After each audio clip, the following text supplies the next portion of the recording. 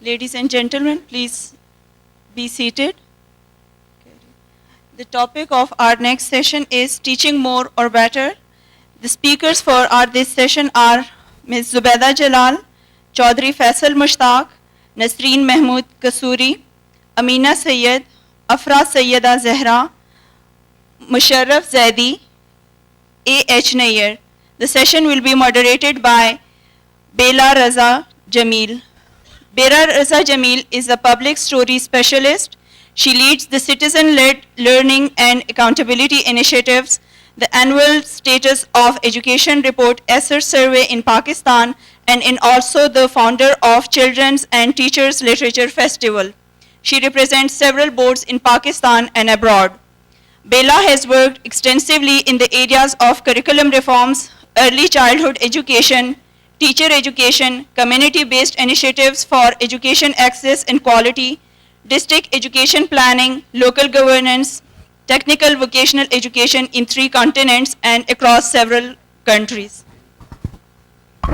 Welcome everyone. Before we officially start the session, I would just like to notify you, please switch off your cell phones or keep them on silent mode and kindly observe complete silence during the session. The format of the session is 1 hour long. 45 minutes would be the discussion between our esteemed panelists and 15 minutes would be for question and answers. When the question and answer starts, we would highly request you to keep your questions short and precise and kindly refrain from making any outrageous statement. Thank you. Thank you very much. Like all sessions today, we cannot start this session without a minute of silence in memory of Sabeen Mahmud.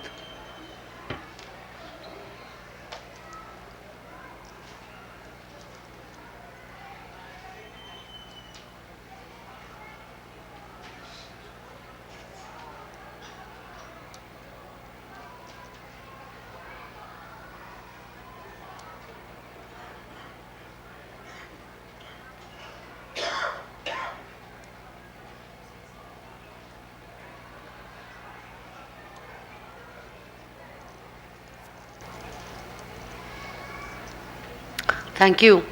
For many of us, it has been a very difficult night and day, and perhaps many days and months and years to come. So, because there are not many like Sabeen Mahmud.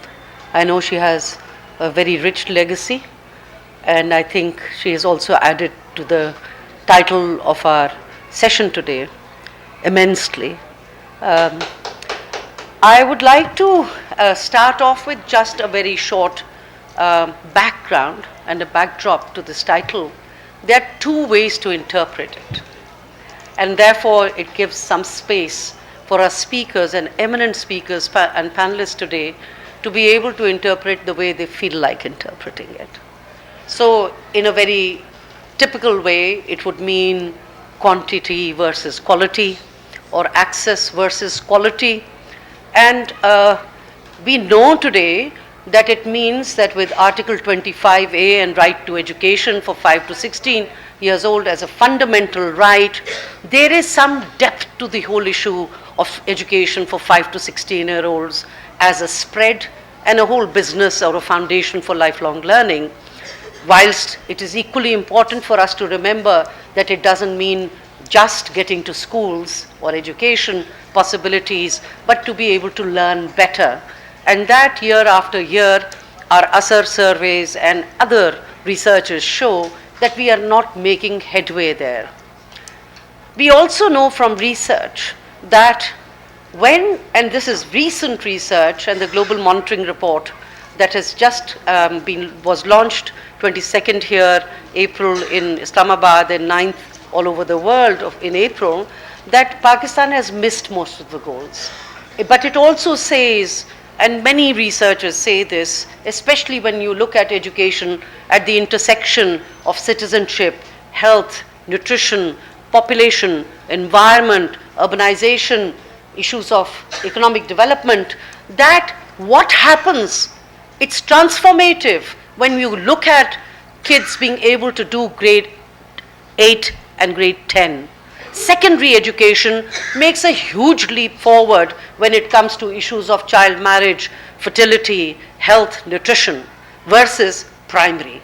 So the myth of primary as being the end all and be all or universal primary education has been shattered. Okay? And I think we do need to recognize that and to understand that the binaries, looking at education as a binary of quality versus quantity or access versus quality, needs to be somehow addressed, because the binary is a false one. It's a false one. However, we have another way of looking at it, and that is to look at teaching more or better by looking at the spread of curriculum, the many subjects, the way we fix our textbooks, the way they are stuffed with the usual suspects, and what really doesn't help a child to learn. The child who's born with enormous potential, as we know that the brain of the child grows furiously between 0 to 8 years of age. Nature has packed the child with DNA which is phenomenal. And what we end up doing in the school is we just mess around with the DNA and the child cannot go beyond that.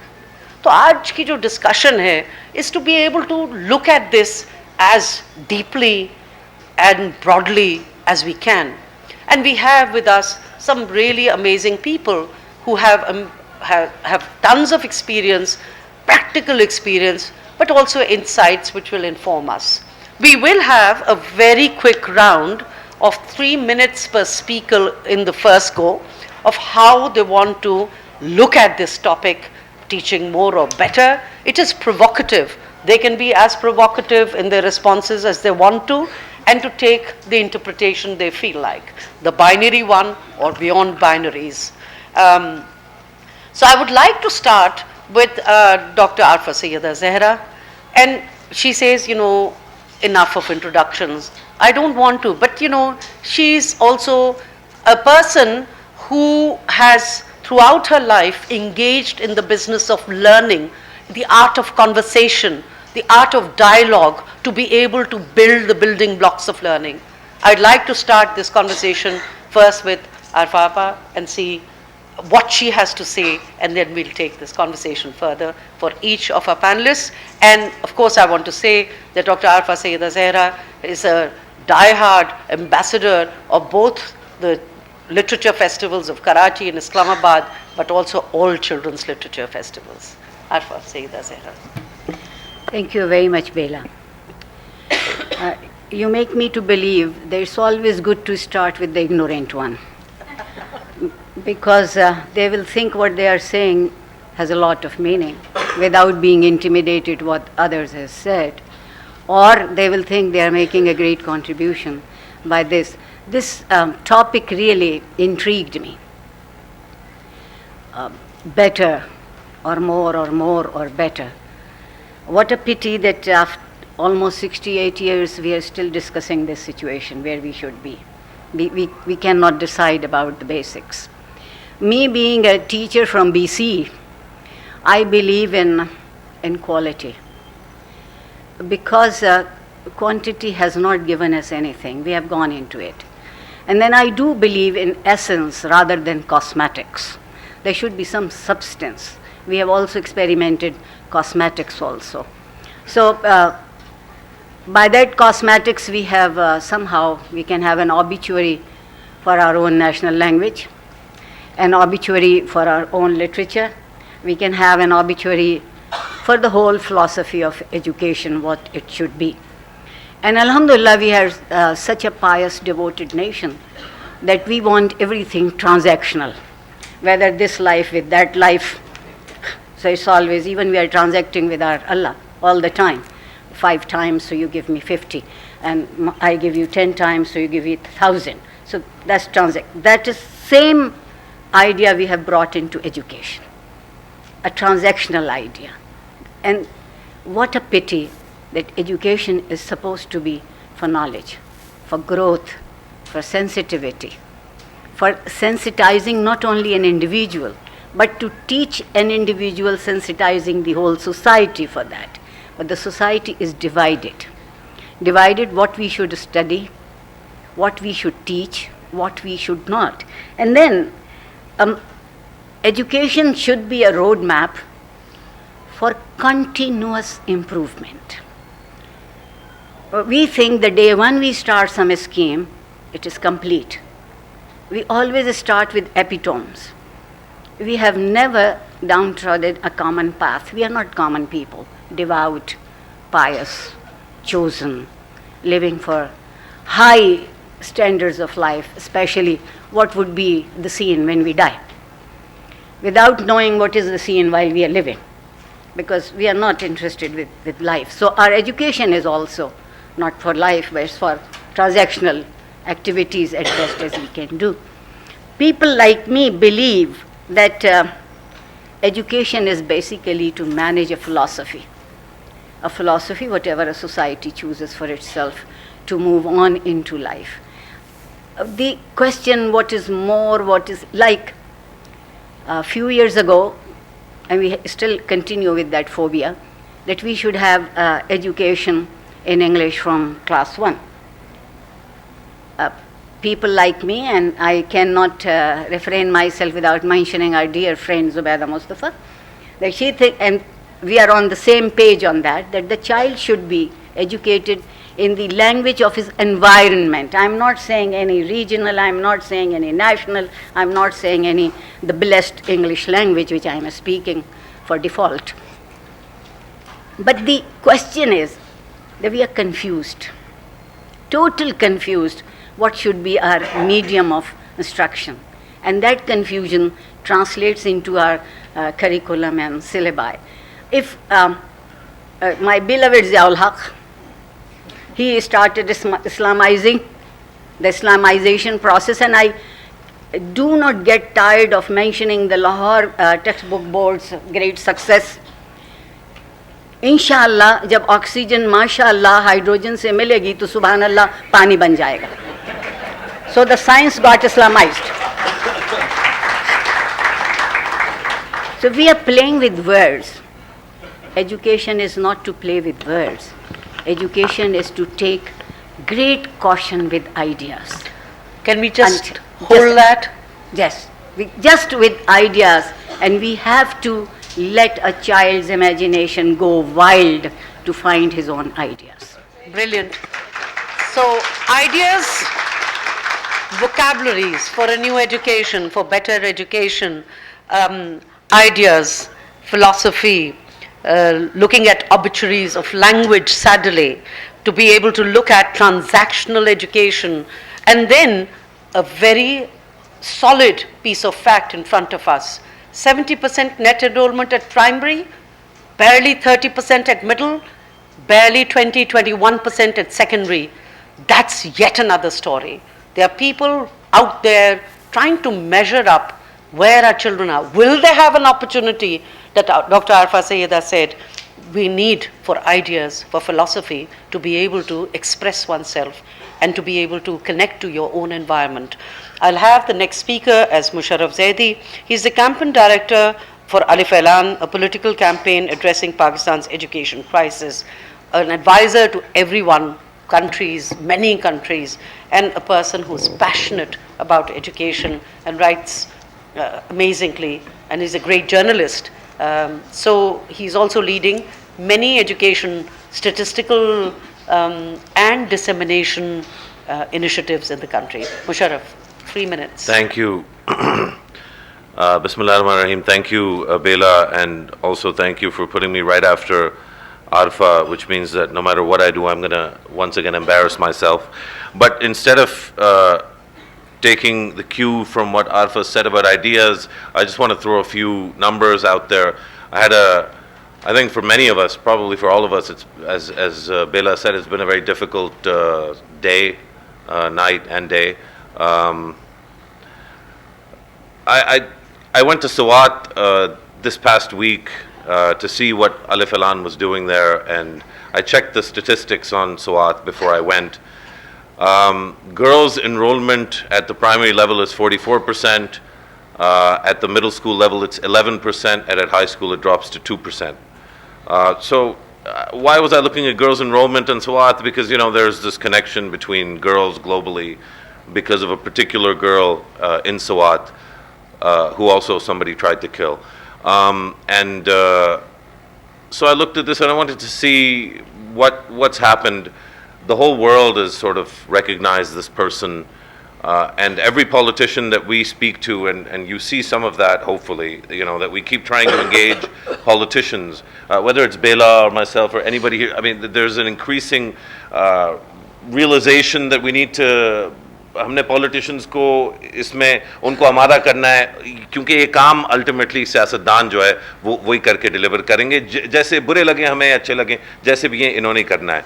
उनमें से एक सियासतदान हमारे साथ भी बैठी हुई हैं, उनका भी मौका आएगा भी, and she'll be able to speak more about Balochistan. But on Swat, so we drove up, and you know, as usual, the trip to Swat is never really to Swat, it's to Mangora and usually to the Serena, where you have a few meetings and then you come back. As development goes, that's the development business. So हमने सोचा इस दफ़ा थोड़ा different करेंगे. So I went to a bunch of different places that had been identified from before, and then I thought that also is a bit of a development drama, you know, because so many times people have already called people and there's a whole show that's there. So instead I asked I'm taking more than 3 minutes already, right? I'm going to finish up very quickly. We stopped the car randomly. I saw a girls' primary school, government girls' primary school. We stopped and we went in. Long story short, 834 girls study at this school. It's got a boundary wall of at least 400 meters on one side of the road and 400 meters on the other. There is one guard for the entire setup. There are no sweepers, no gardeners, no naib qasids, no ADC, nothing. There's this one staffer, and there are 11 teachers that are deputed to the school for 834 girls. So after we saw this, I went and I had a meeting with the DO Swat for females. So the DO is the district officer. At the district level, that's the person responsible for all the schools. So I said, what's going on with you? She's like, look, ye rona, like, you know, I'm sorry I'm going into Urdu, but ye rona jo hai, ye main roz roti hu. Like, you know, the problem you saw today is something I have to live with on a day-to-day basis. I was like, so how many teachers are you short? She's like, to meet today's enrollment in all our schools, I need 511 teachers now, today. But the funny thing is that if you look at the enrollment numbers in Swat, that's for the enrollment numbers that I mentioned to you earlier. 44% at primary, 11% at middle, and 2% at secondary. So if you were to stock every classroom and have every kid between 5 and 16, and that's not a number that some Goras or some USAID or DFID made up, that's our own constitution, our own politicians. That's a Pakistani number, 5 to 16. So between 5 to 16, if you put all the kids, girls and boys, into schools, you would be putting over 100,000 new entrants into the system. And because the KP government has declared that the new rationalization policy is that there have to be 40 students for every one teacher, you're looking at 2,500 teachers just in the district of Swat. There are 25 districts in KP, and Swat is a highly ranked district among those districts. So when you go to Bannu or you go to Dia Khan or you go to Kohistan, which is just down the road, so to speak, from Swat, it's a completely different and worse scenario. So don't let anybody, Baela's absolutely right, don't let anybody fool you into this insane binary of either quality or quantity. This country is dramatically lacking in both quality and quantity, and we must focus on both. Thank you. I think taking this micro view of a school puts things in perspective, and we lament, as we always do, कि सरकारी system तो काम ही नहीं कर रहा और public sector के कितने crisis हैं. And I think this article op-ed on the 17th of April by Zobaida Mustafa put it very succinctly. She said it's an education disaster and said neither the public sector nor the private nor the civil society can get its act together in Pakistan. So it's a really hard call for many of us. But today I have a great pleasure of introducing Nasreen Mahmood Kasuri. She is the doyen of education in Pakistan, and particularly private education, what she's been able to achieve since 1975.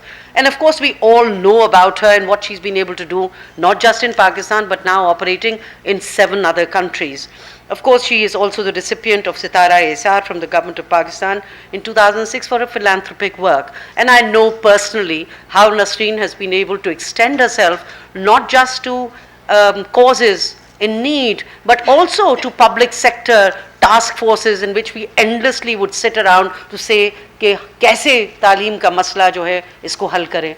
But I think from a private sector perspective and what she's been able to achieve. It'll be great to hear what Nasreen has to share with us from her amazing experience of education and her insights into Pakistan and this whole issue of more or better. Nasreen. Thank you, Baela. The topic is very titillating, and it's a question of how you take it, quantity versus quality.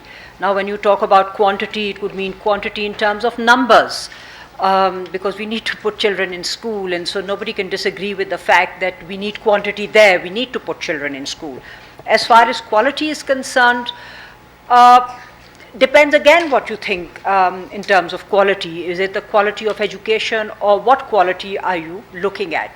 Now, as far as I am concerned, I would like to believe that we are looking at the quality of how we teach and what we teach. And that is determined by the quality of the teacher. I have been all my life, all these years, and I won't say that I've succeeded admirably, but it's an ongoing effort. Most things in life are ongoing. Always try to provide the best possible training for the teacher, because the teacher is central to learning. And unless your teacher is trained, unless your teacher knows how to teach, unless your teacher loves teaching, loves education, understands how children learn, it's very difficult for her to be effective in class. So you see, quality for me is about teaching quality, and one can take it any way, the content of what you teach. Now, as Arfa said, and I don't think I can better her on that, I've seen some of the material that they have in the textbook board books, and sometimes it's laughable, sometimes it's downright depressing, but then there you are, that material is there. And so we have to decide on what we want to teach our children. We can't give them knowledge. Arfa, there I would like to say that you said education is about knowledge. They have to be taught how to go and find that knowledge. Now we have to give them those skills, because there is so much knowledge in this world that there is no way you can, in that short school period, give them knowledge. You have to give them the skills to go and find that knowledge. And that is where we lack miserably, that we are not able to provide our children with the skills to go and find that knowledge. And what is it that I would like to teach in school? If I had the opportunity, I would like to teach children a lot of issues like the environment and human rights, and even comparative religion, I would say, because there is so much intolerance in this world. And we spoke about Sabine when we started, and I knew Sabine. She was a friend of my son. She used to come and stay with us. So it is a very sad day indeed. But then there you are. That's intolerance for you. So if there is, our teaching can be geared in such a way that our new generation develops tolerance and understanding that there are issues in this world which are more important than just watching out for another person's faith or what another person has done or is doing. They should be brought up, and they should be taught that knowledge they can go and find, if we give them the right skills. Very appropriate. If we are talking about teaching more or better and want to go beyond binaries, the most fundamental part is, what are we really teaching? And are we teaching them the art of learning, the art of inquiry? I think Nasreen Kasuri really put the issue in front of us कि जो सारा paradigm है निसाब का और किताब का, this needs to change. But how? And I think the most appropriate person today that we have on the panel who has been challenging this for a long time is Professor H. Nayyar. Professor Nayyar is a physicist who had taught at Quaid-e-Azam University for 30 years. He's also taught at the LUMS, as well as been the director of Ali Institute of Education. He now teaches in the summer in Princeton University, and is an activist and somebody who's working for peace and education and inquiry-based learning. Professor Nayyar, it would be a pleasure to hear from you, taking up these building blocks that we are building today in this panel, on how do we do it better. Thank you very much. It's a pleasure to be here. Let me take up Mosharraf's point and then take it a little forward. There has been one invariant in all the governments as far as education is concerned, be it a democratic government or a civilian government. Every government has promised that the expenditure on education is going to be taken to 4%, 7%, 5%, and no government for the last 25, 30 years has been able to take it beyond 2.5%. And I therefore ask myself a question. If I am given the charge of this government, how will I be able to do it? And I therefore needed to go through a little bit of numbers, and I found out that actually I will not be able to do any better, provided I take some very, very drastic steps. Let us look at this Pakistan's,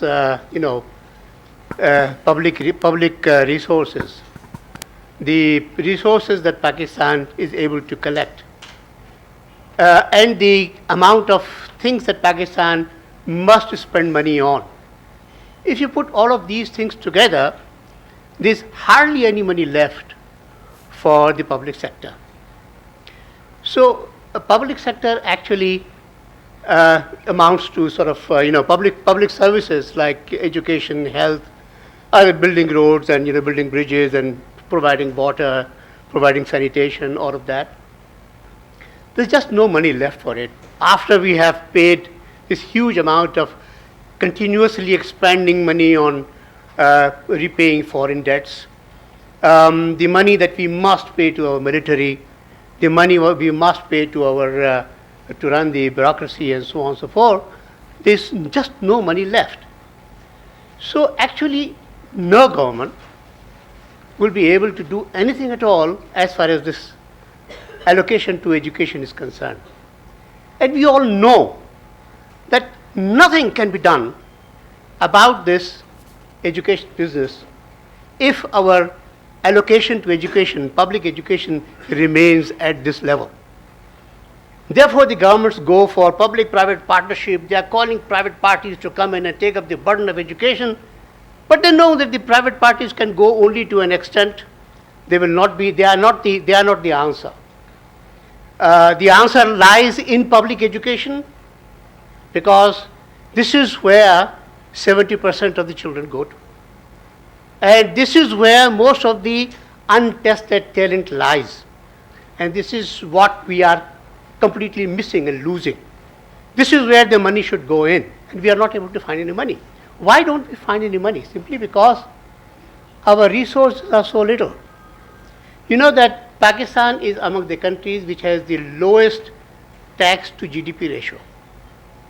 We just don't pay taxes. We do pay taxes, but a few of us pay taxes. The tax to GDP ratio announced this year is even less than 10%. It has been about 10%. For some years it is less than 10%. And this is against so many other countries in the world where the tax to GDP or the public revenue to GDP ratio, revenues, is dishonest to start with, is not honest in running the government. Teaching more or better needs resources. Pakistan continues to have a very under-resourced, indecent budget for education, and that's not likely to rise. And in a recent interview with the federal state minister, he said openly that till this tax to GDP ratio increases, really there's no money coming. And of course we have very little imagination when it comes to our extractive industries, including things like Recodic, which we mess up, and we can't get money for education from domestic financing. And the word is out globally that until and unless there's more domestic financing for education, well, there's not much money coming from the so-called conventional donors and development partners. That's a fact. And so, Nayyar, if he had to push for his entire exciting work on curriculum reforms and inquiry-based learning, well, it needs some investment of resources. I do want to take the question up of this and other matters to Zobaida Jalal, who is basically an educator, a social worker, a person in public policy, served in many ministries, and right now she is the chairperson of the People's Primary Health Initiative in Balochistan, knows Balochistan and Pakistan so well, but this whole intersection of education with health, with nutrition, etc., is so critical that if we had to frame this question, Zobaida, about more or better, and looking at your own context in which you are working, what is your position? Well, Baela, in your initial remarks when you mentioned, the whole issue of universal primary education, I'd say I never believed that basic education was primary education. For me, basic education has always been a higher secondary schooling. And that is what, when yourself being part of the ministry and Dr. Haruna sitting here would remember very well, that we started talking and actually implemented, and we did succeed to an extent on the issue of accessibility. When we did our graphs and we said, we called that pyramid a sick pyramid, when you had this broad base of primary schools and then no accessibility, to secondary and no transition at all. And all the way when we went to higher education, we found that it's only 2.5% of our children actually reaching higher education from whatever percentage of children we had in school then.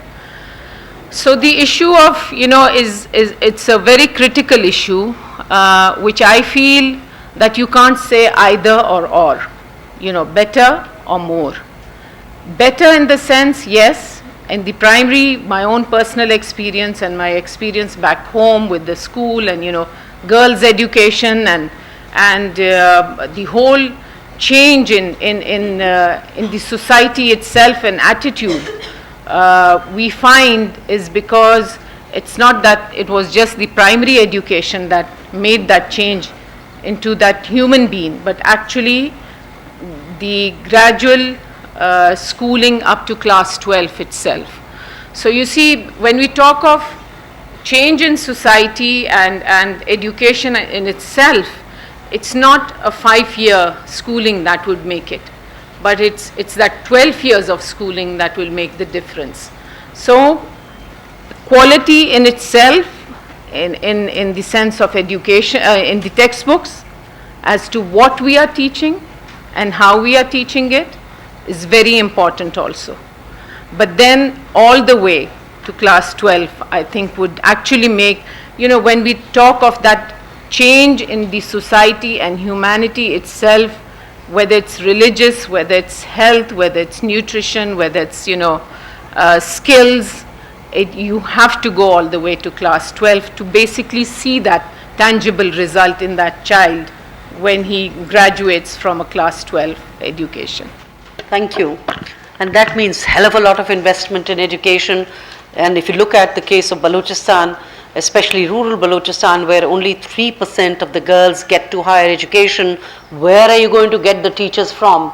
You look at challenges of gender, they get big, both in terms of learning and in terms of access. So there's tons to be done. It almost seems that the education enterprise really never got off the ground as it ought to. But we're coming to more enterprise in education with Chaudhry Faisal Mushtaq. Chaudhry Faisal Mushtaq is currently the founder and CEO of the Roots Millennium Schools, yet another milestone in education in Pakistan with 50 schools. He's also the CEO of the non-profit organization Change in Education Foundation.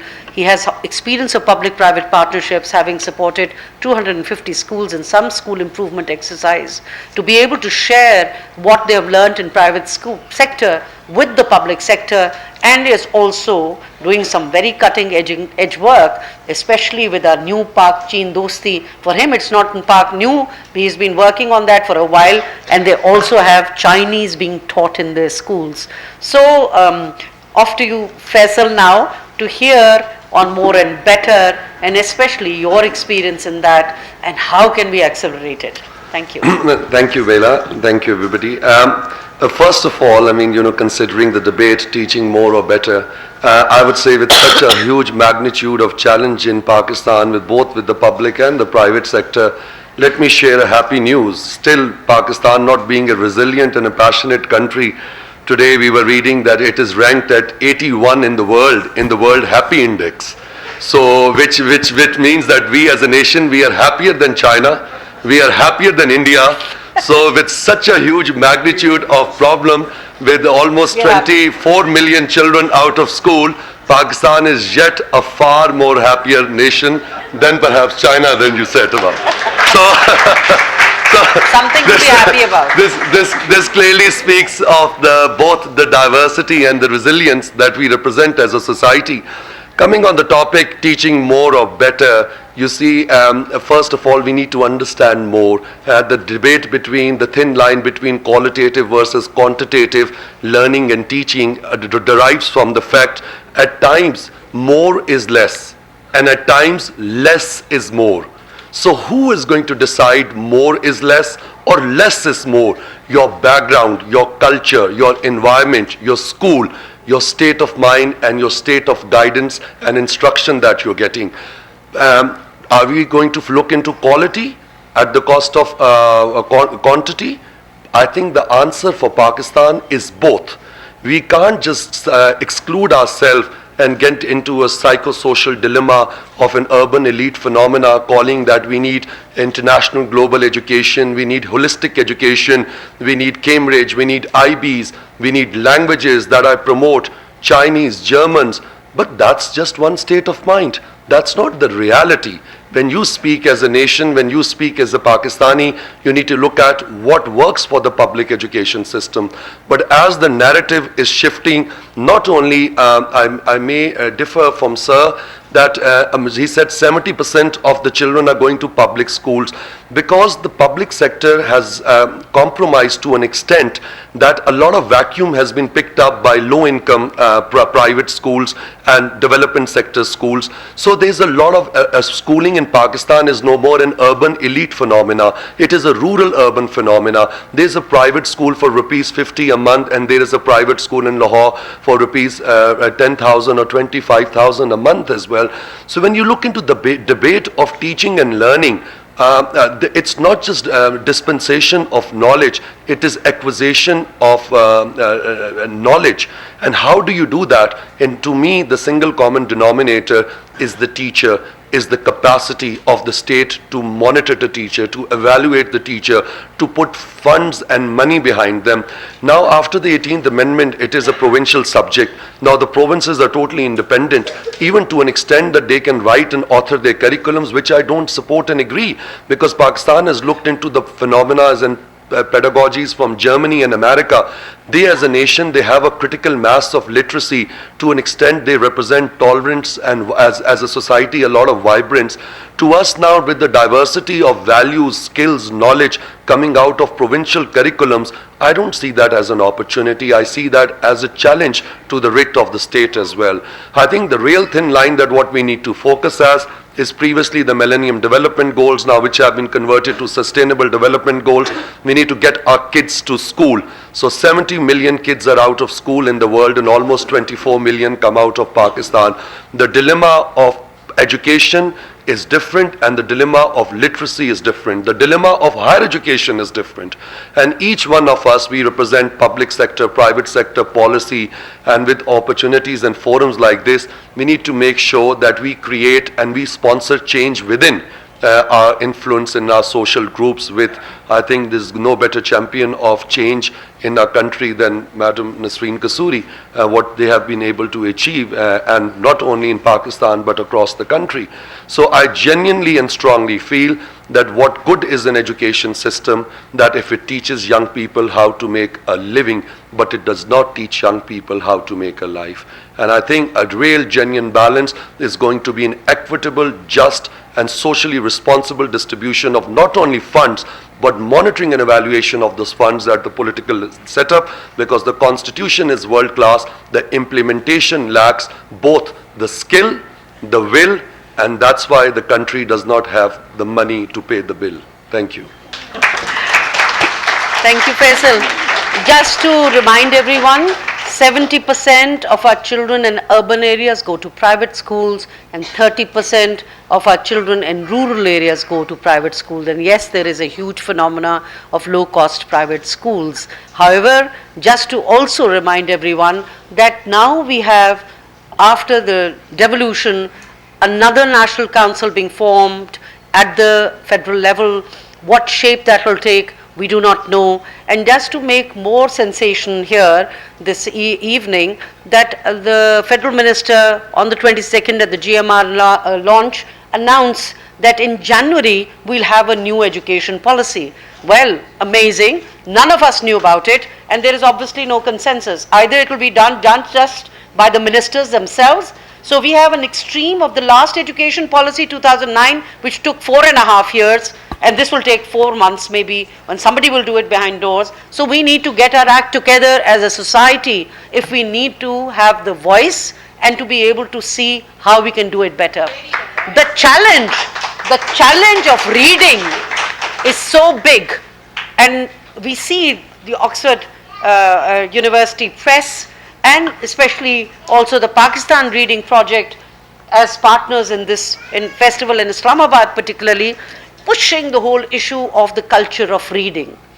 Ameena Sayyid, who's sitting next to me, knows no introduction, an amazingly celebrated human being and an innovator, to be able to create more spaces in society and inspire many, including myself, in creating the Children's Literature Festival, also inspired by the Karachi Literature Festival, knows what it is to be able to multiply the culture of reading and to create those spaces which are so desperately needed if we want to do things better, if we want to have a more tolerant society, a society which respects diversity. And Ameena has been at the cutting edge of all of that. I would like Ameena to be able to say something, especially as we finish this round, before and you people get ready for your questions. Ameena. Thank you, Baela. Baela, I wouldn't worry about the education policy. I think we've got about 10 education policies gathering dust in the cupboards of our education ministries, and I think this will probably have the same fate. At Oxford University Press, we have two sort of catchwords that we are always talking about, and they are reach and efficacy. And by that we mean that it is pointless working on a project unless you achieve efficacy on a wide scale. And this is our focus, that you have to, reach out to as many people as possible, because without it, it's pointless if you just go to a small audience.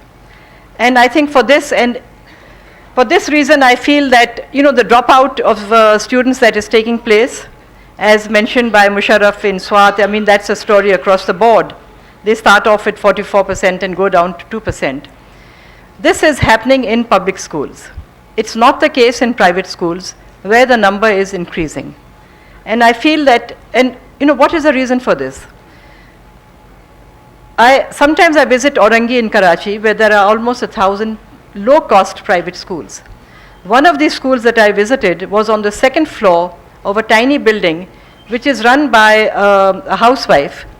And she was living in a tiny flat. She just used one room in the flat, made it into a school. And she was teaching there, she was the headmistress, she was everything. She was wearing various hats. Nearby was a huge public school with a large building, large grounds, and very few students. And this single room school was full on the second floor. What is the reason? The reason is governance and management. This woman who was running that school was looking after her children. She was teaching them. And parents were paying fees. I think the fees were 150 rupees. They could have sent their child to the public school. They did not, which was free. They were paying the fees because they felt here somebody is looking after their children. And I think this story can be replicated across the board. I know we are short of teachers. We are short of trained teachers. That is a huge problem. And it's not a problem that can be solved overnight. It's a long term. I feel the only solution for that is to make teachers into facilitators. Of course, train them, but shift the focus to learning. Children have to learn on their own. And for that, they have to be provided with resources. They cannot learn from one textbook. They have to have libraries, class libraries. The teacher has to have all these resources, and the teacher has to then encourage these children to use those resources and try and acquire the skills and the knowledge that Nasreen spoke about on their own. Of course, guided and supported and helped by the teacher, but they have to be able to read books, many books, and they have to be exposed to different perspectives, different ideas, different stories. And then they have to be encouraged to form their own opinions. They have to process that knowledge on their own and form their own opinions. But the problem is that we insist that they rely on received wisdom, our wisdom, which I think is one of the problems. I think, and this kind of critical thinking is an essential skill required for the 21st century. As you know, the 4 skills are critical thinking, communication, collaboration, and creativity.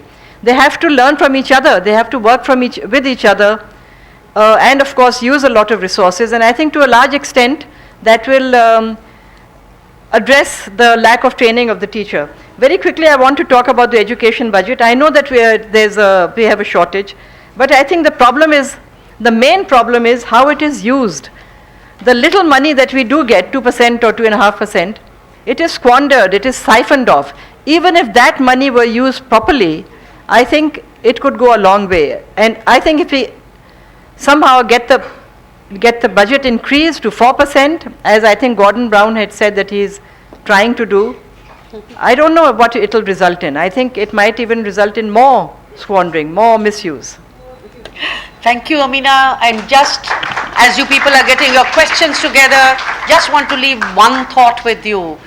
We just recently had a large number of children and I asked them, "Pata hai apna virsa kitna purana hai? How old is our heritage?" Kisi ne kaha 1000 saal, kisi ne kaha 1500 saal. So a 9,000-year heritage of this country, starting from Mehergarh, perhaps will even be predated. Sadly, our children do not know. Where do we begin the story of trying to own our assets and our heritage so that ideas and knowledge and critical thinking and 4 C's will flow? Over to all of you. Let's start the questions, and we'll take questions from the front and the back. And if you don't mind, I'd like to start right there, the lady in the green, and if you can please take the mic there. Please introduce yourself and your question very quickly. And to whom? Because mashallah, we've got a large panel. Thank you. My name is Sifat Yusufzai. I'm an educator. First of all, it's very difficult to frame a question right now. So many people having views, and so do we. So I'll just try to be very quick. I made some points. I agree with Dr. Arfa's worldview. I wish that could be implemented in Pakistan through education. One thing that has been really missed out, and what we're trying to instill in children, and it's an uphill task, is not only the knowledge, but the skills, as you spoke about, and the attitudes, which are missing. I'll give you a quick example. I had the agony of interviewing 40 teachers over a period of a week.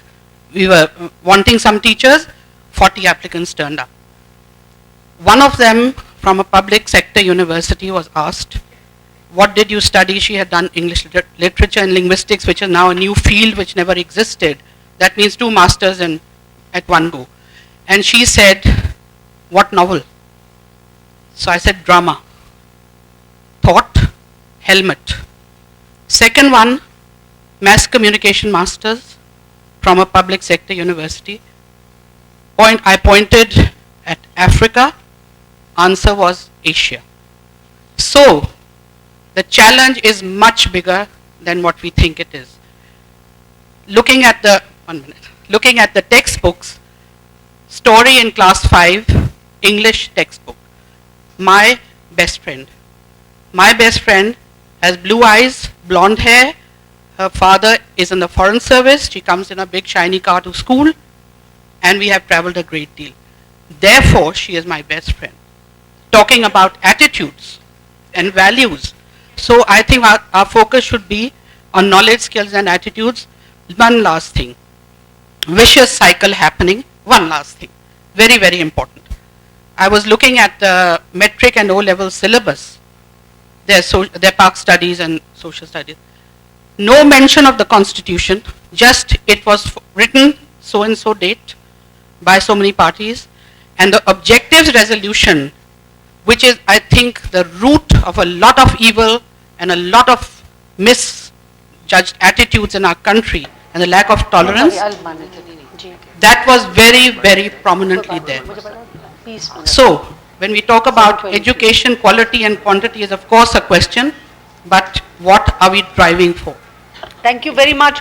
And you know, somebody's given me a task of saying, can you be a moderator where the solutions are the focus, not the problems, because we have got heaps and pyramids of problems. So please try and be a bit solution oriented so we can go on a high this evening. I'm trying very hard to. Let's go to the front row, Javed and then yourself. There's time for questions and then we'll go that side. We'll hold on. This is Javed Hassanali. I'm a retired civil servant with interest in public policy. First of all, I must admire the analysis of Ameena Sayyid, which came closest to some work with education that I have been doing. I have two observations to make. One, it pains me that you are reducing a discussion on education to an either-or debate. I'm saying please don't. It is not an either-or debate at all. At best, you can talk about priorities. At best, in this time and age, particularly after the middle of the 19th century with the concept of a welfare state, there is no question of an either-or. There was a time when only quality was the focus of attention, right in the medieval times and earlier. But now, access is as important.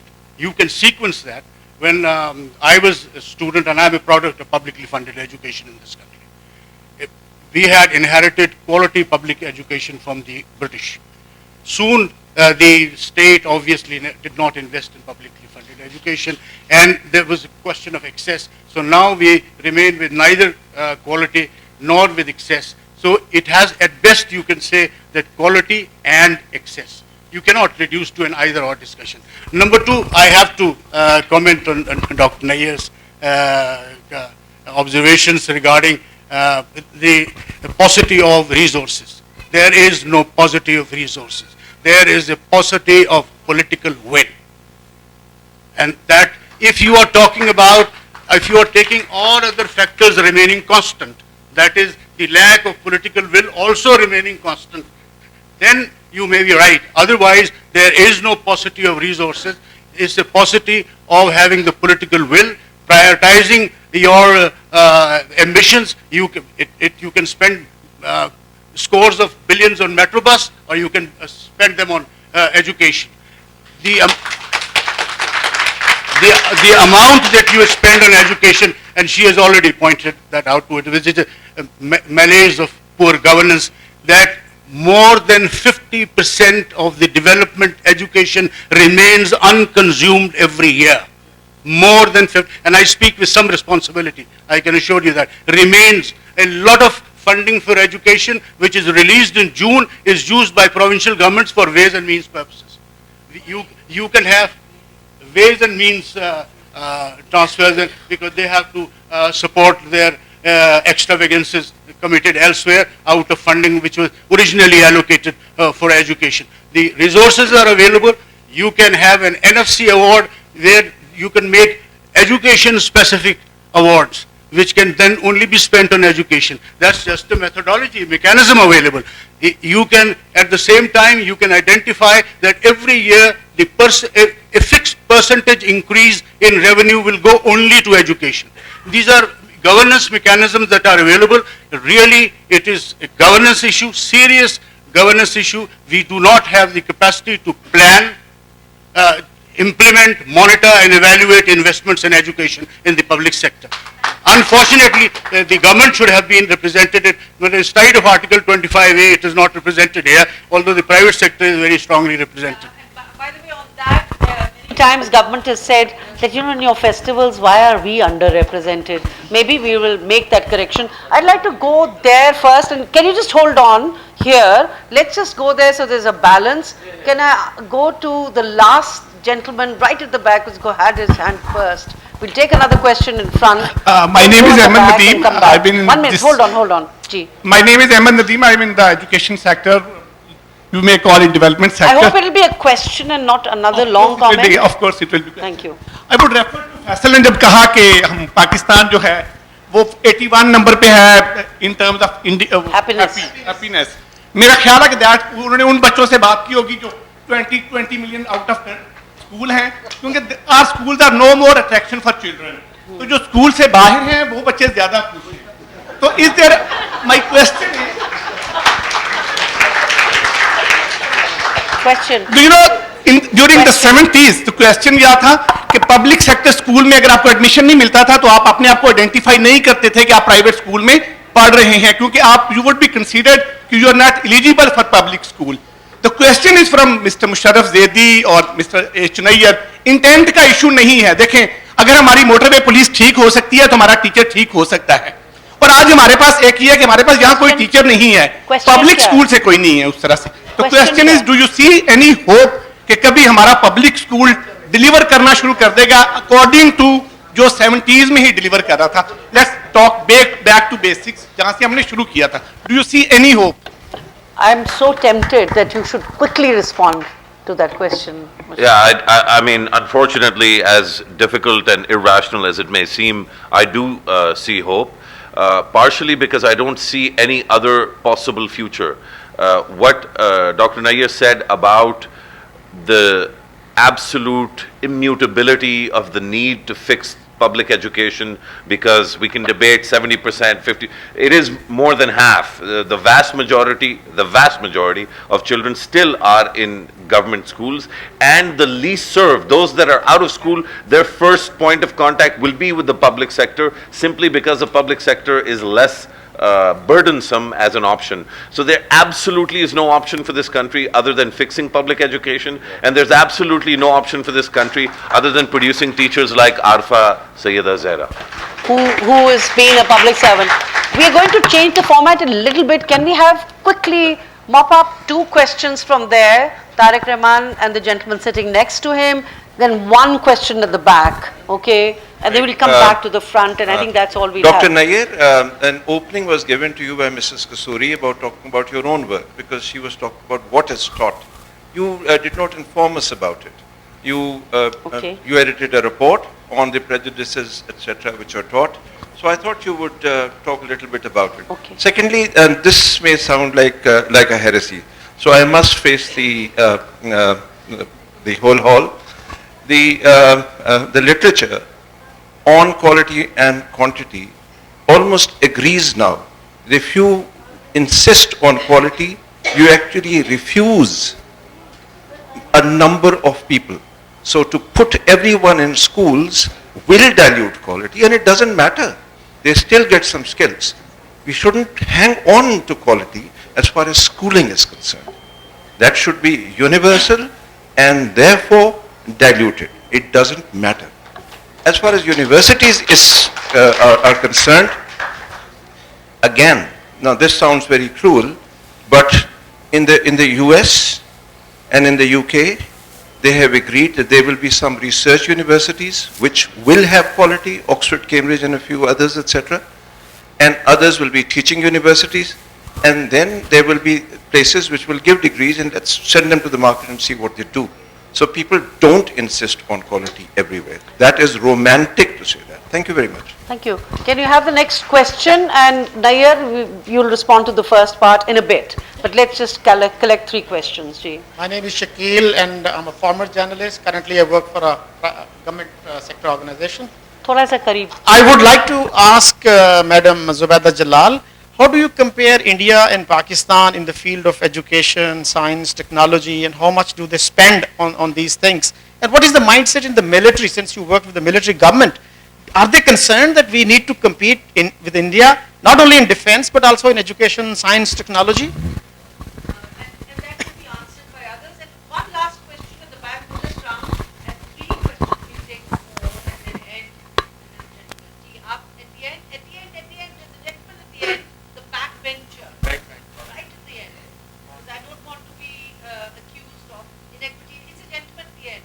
आप आगे नहीं आ रहे, आप थोड़ा सा action नहीं करेंगे जी आप ये सॉरी इनको दे दे माइक प्लीज मैं उनको कह रही थी वो जो पीले कुर्ते हैं वो फिर दीवार के साथ लगे हुए थैंक यू जी फरमाइए पूरा मुल्क दीवार के साथ लगा हुआ सवाल करिएगा I'm sorry for the inconvenience caused to my learned fellow. I apologize in advance if my question sounds silly because I did not hear the discussions by all the learned panelists sitting on the stage.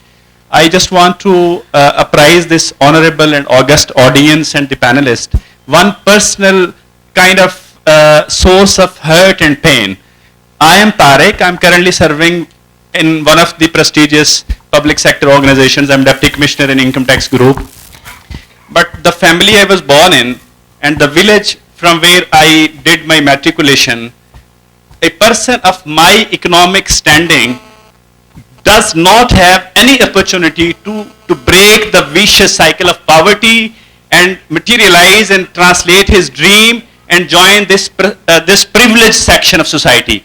I matriculated from a public sector school and then I was able to study in FC college where we had to pay a nominal fee and I was able to compete with the Hsonians and the best school kids. My point is the public sector which was catering to me, my contemporary who is studying in that school now will never cross that limit and will open a tire shop, cycle puncture shop, or do ready wala. He will never become deputy commissioner. So it is an unspoken apartheid. 80% of poor people are not part of the discussion. My only request to all people sitting here, please open the door for Tariq who is sitting there, who should not work in a tire shop.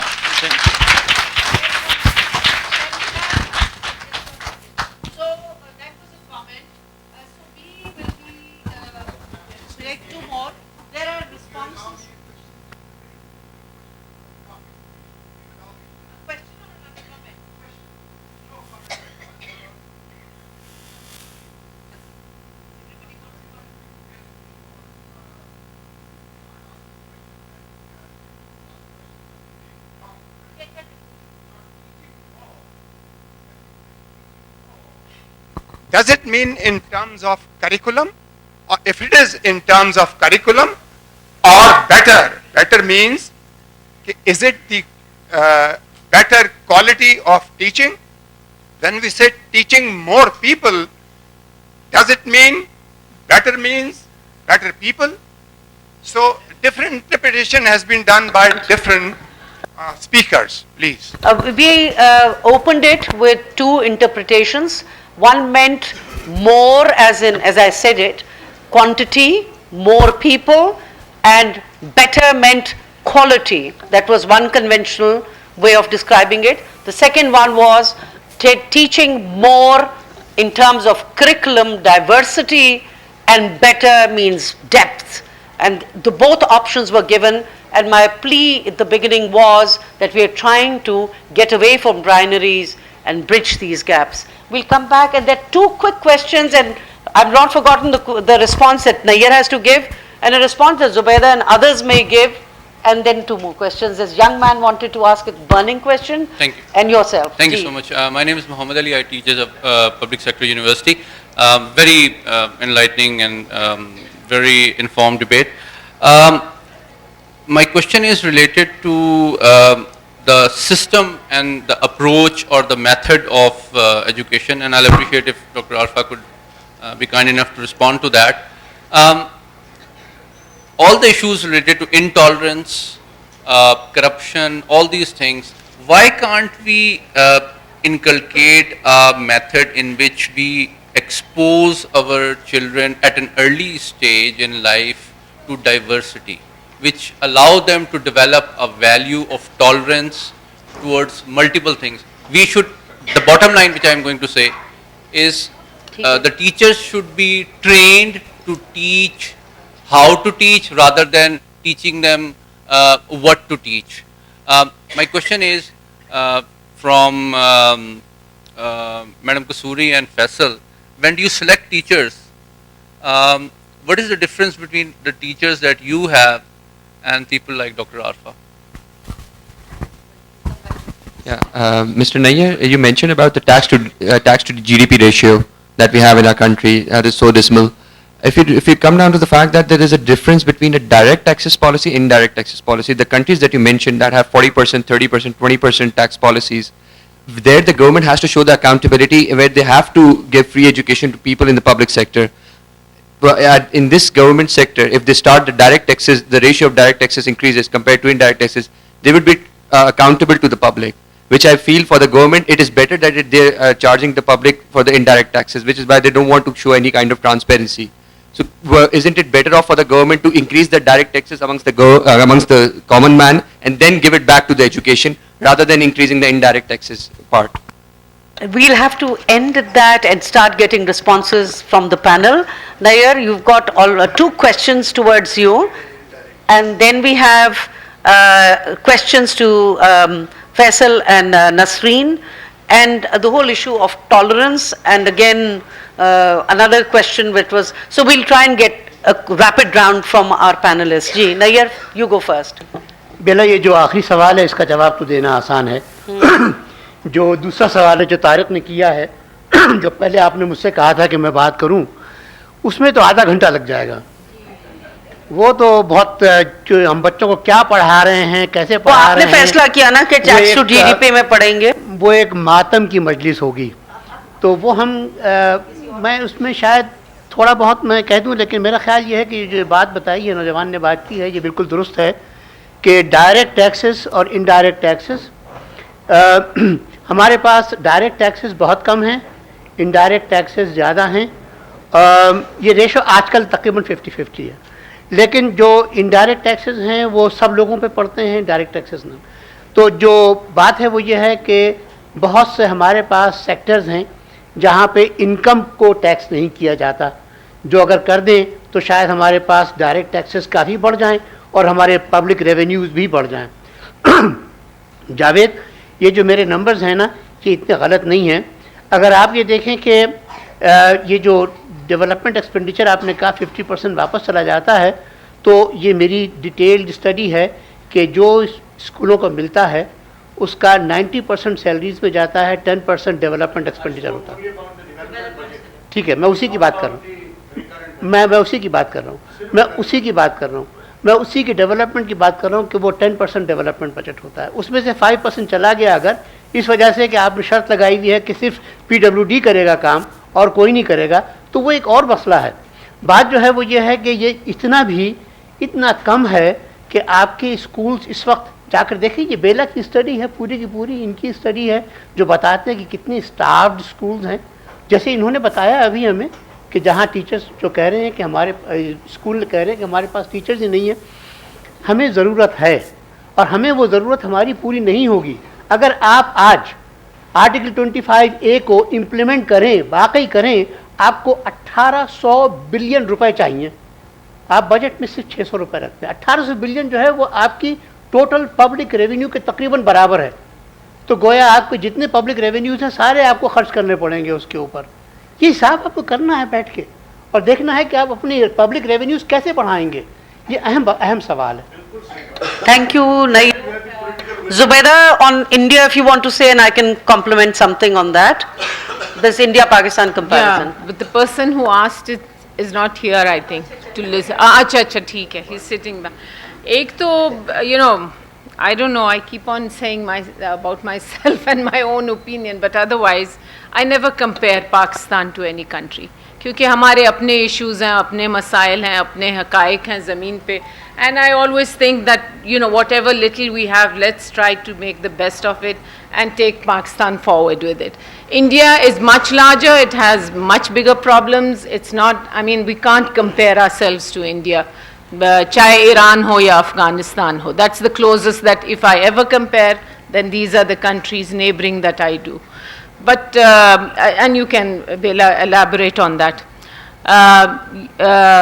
On the issue of the military, let me tell you again on the reality.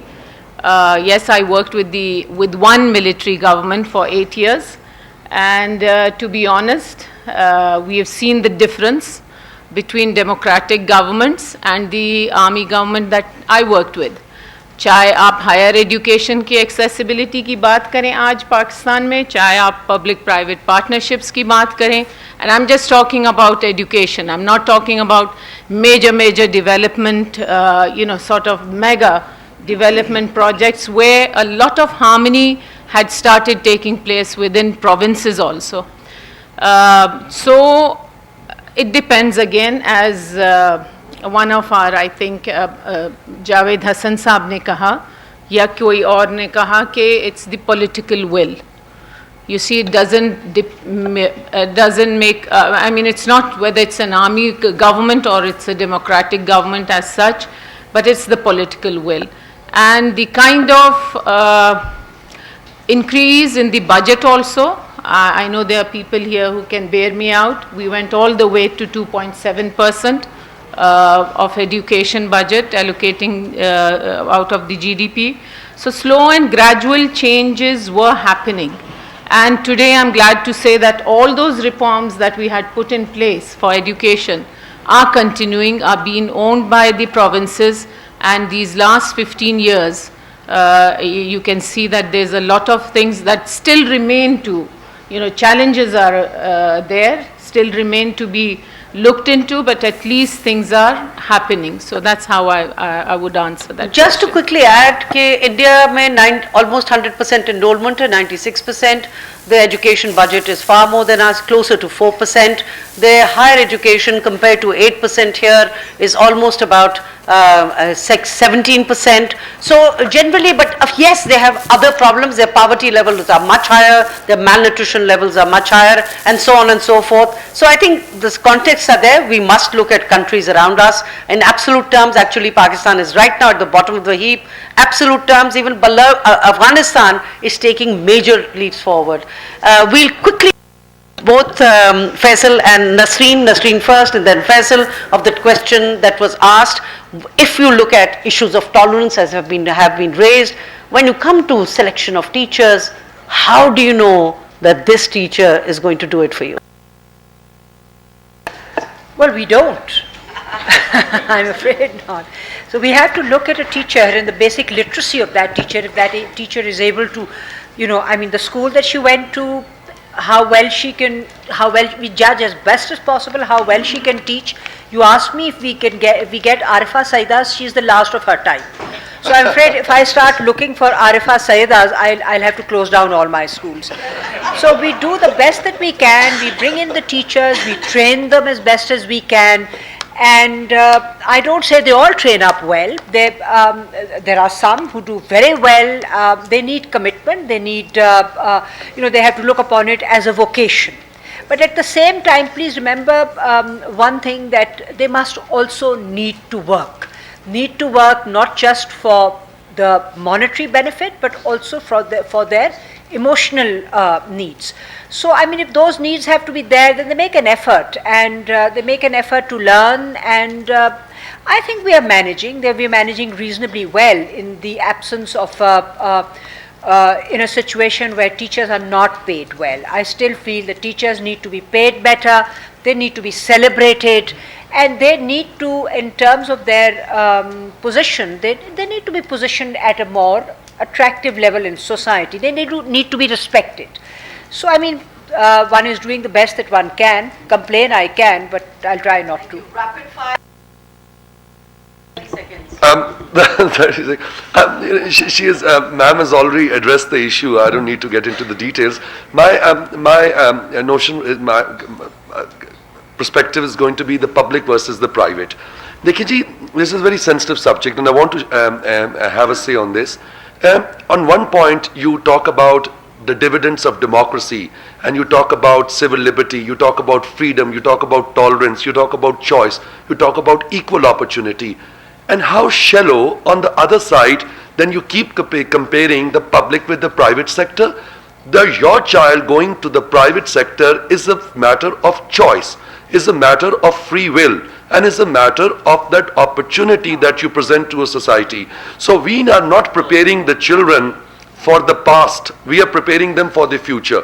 As long as the public sector is doing well, great, but whatever the private sector is doing, it's not doing at the cost of somebody. They're also promoting quality, learning, excellence, innovation. A lot of you may not agree with that, but I just want to say that even today, a lot of everybody sitting here is a dividend of the public sector education, including myself. We all went to state schools. I don't know about few people, but by and large, you can't underestimate the influence and impact of private sector education on your society. Thank you. On that, Mosharraf is So there's two very quick sort of, one on the point about teachers being paid better. Certainly teachers in the private sector must be paid better, and people who own private sector schools should be paying them better. Government school teachers, starting salary starts at 28,000 rupees. And so there's no, this myth that exists in many people's minds needs to be shattered. Government school teachers don't make 3,000, 4,000 rupees. Yeah. That's private school. These low-cost private schools that are being championed by everybody, those are the ones that need to increase the salaries for teachers. On the point about, you know, my dear friend Chaudhry Faisal Mushtaq, this point that somehow it is a matter of right, this is kind of like what the Supreme Court in the US did, where it started treating corporations like individuals, and that corporations have similar rights to individuals. They don't. Corporations have a right to earn profits for their boards, but they also have a responsibility to be within the domain of the rule of law. And the failure in Pakistan is that the private sector, not these guys provide phenomenal quality education. That's why they've done so well. But most private schools that are low-cost private schools, there is no check whatsoever on the quality that they're providing, and nobody in this room or anywhere in the country will say that the government should be in charge of them, because the government itself isn't providing a quality education. We have a multi-layered crisis in this country in education, and the debate shouldn't be private or public, both private and public, and both need to be following certain guidelines that should be enforced by the state.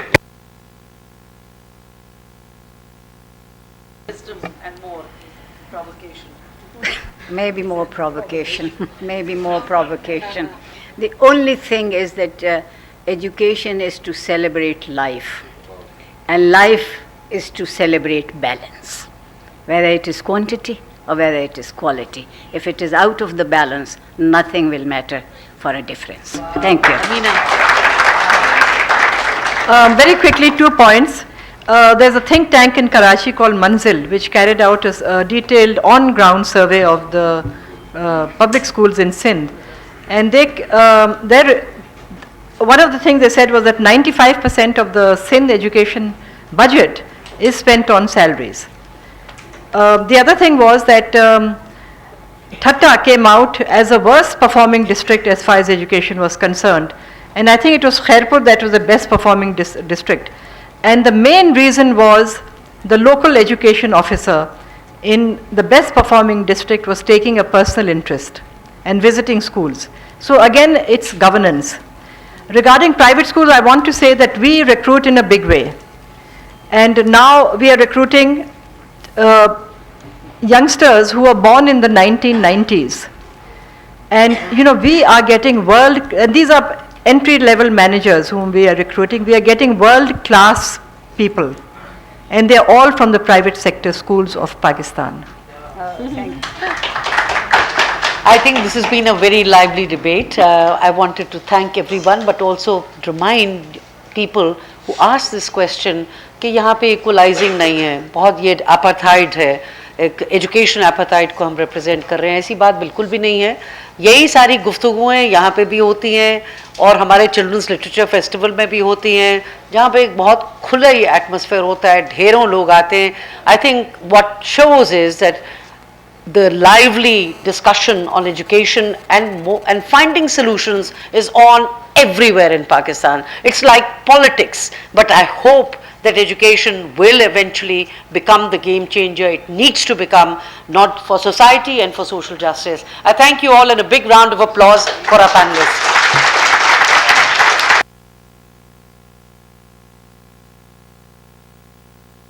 And a big round of applause for our moderator.